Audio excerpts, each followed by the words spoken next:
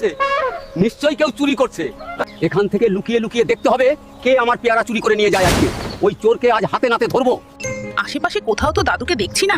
এই সুযোগে পেয়ারাগুলো নিয়ে পালিয়ে যায়।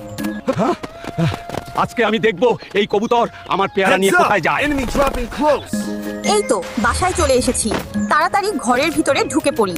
ও বুঝতে পেরেছি, তার মানে কবুতরটি মা হতে চলেছে, এই জন্য খাবার সংগ্রহ করে রাখছে।